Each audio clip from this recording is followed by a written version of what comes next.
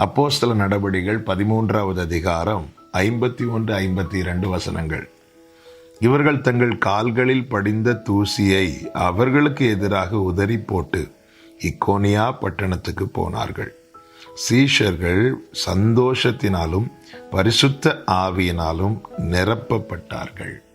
கர்த்தருடைய பரிசுத்த நாமத்திற்கு மகிமை உண்டாவதாக. சீஷர்கள் ஊழியம் செய்கிற இடத்துல, ஒரு குறிப்பிட்ட இடத்துல பவுலையும் பர்னபாவையும் காயப்படுத்தி அவமானப்படுத்தி அடித்து துரத்தி விடுகிறார்கள். அப்படி துரத்தி விடப்படும் போது இவர்கள் என்ன செய்கிறார்கள்? தங்கள் கால்களில் படிந்த தூசியை உதறி போட்டுவிட்டு இக்கோனியா பட்டணத்துக்குள்ளே வருகிறார்கள். அங்கே சீஷர்கள் பரிசுத்த ஆவியினாலும் சந்தோஷத்தினாலும் நிரப்பப்பட்டார்களாம். ஏன் தூசியை உதறி போட்டுவிட்டு வந்தார்?